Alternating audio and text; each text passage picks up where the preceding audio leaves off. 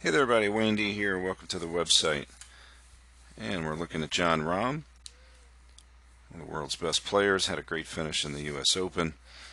And when people talk about Rahm's swing, they usually are focused on the arms, the length of the swing, how the shaft gets in an odd position, seemingly at the top, and then how he just effortlessly drops it in and knocks the crap out of it, even with a swing that looks short, very short.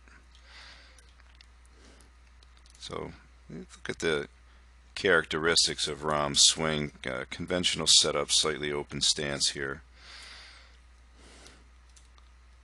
We're going to get the club started with a little trigger.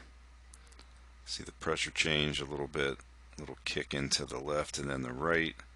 And then the hands are going to go generally out away from the body. And this is what we would call a backswing that's very, very much in front of him. So the progression is going to be all up in the first half of the backswing. So in other words, he's going to take the thing way out in front of him.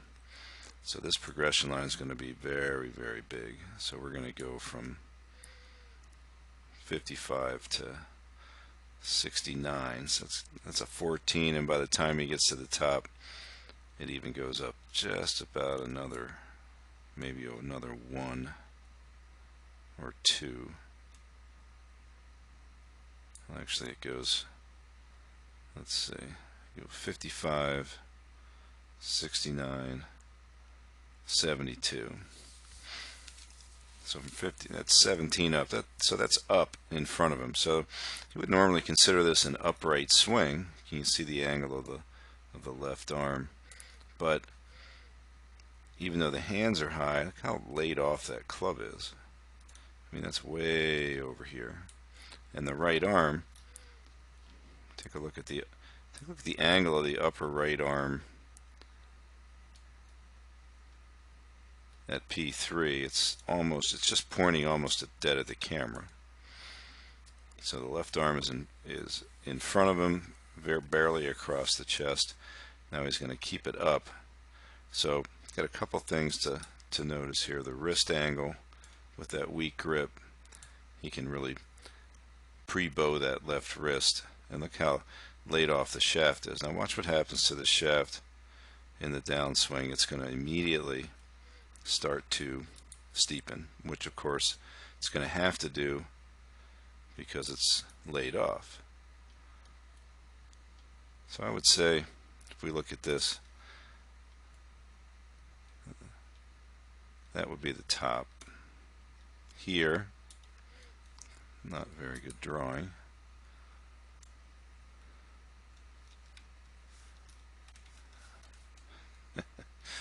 There we go. So what do we see? Just a tiny bit of flattening. Very short period of time. And since the handle is so in front of him, the direction of the handle movement, it's going to be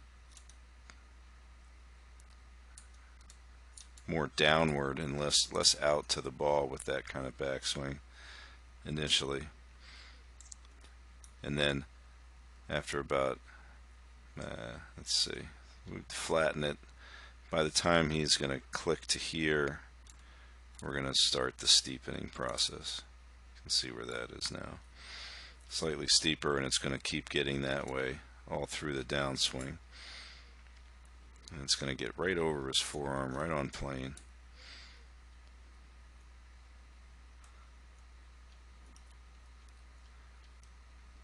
So all interesting stuff and unique.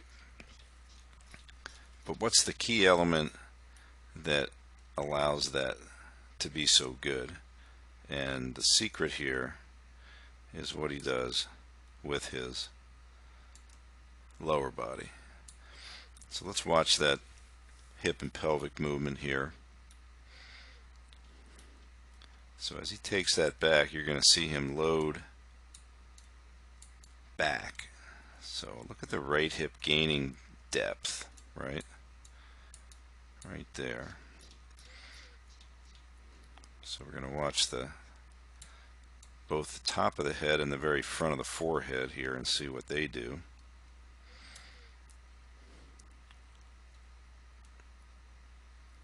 So watch the right leg and ask yourself, what's happening to the flex in the right leg? I'd say it's getting just slightly less. So a little bit of straightening, but definitely maintaining flex. And then you'll see the inevitable movement of the left knee out, matching the right knee back. So that's nice, what I would call balanced leg movement. Now here's a huge factor here. If we look at what the deepening of the hip has done, adding right hip flexion, so he gets to the top, look where the head is.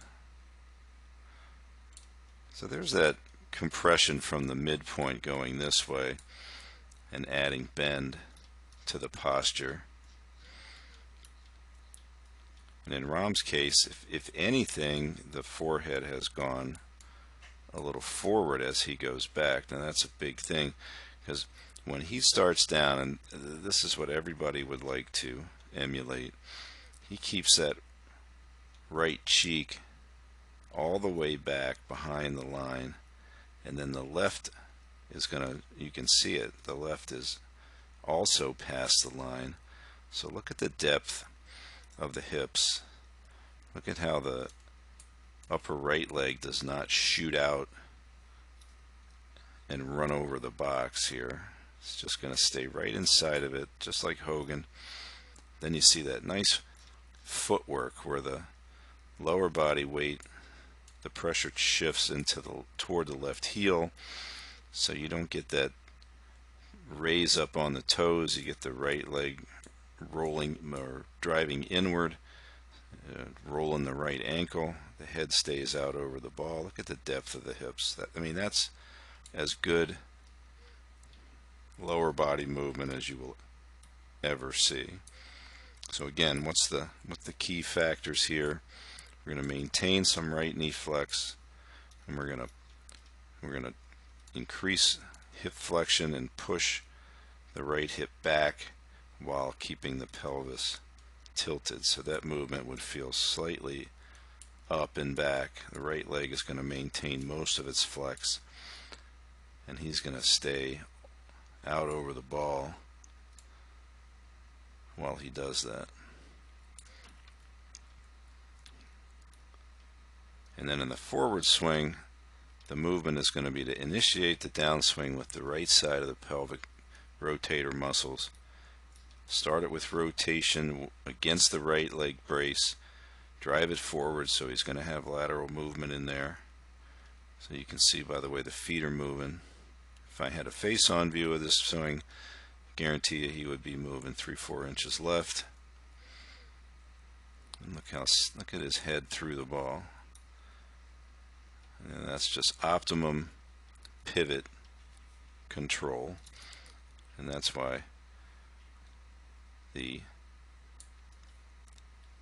unique use of the arms and the arm path and the wrist and the grip type produces such a great approach. It's all set up by some of the best lower body action that you'll ever see.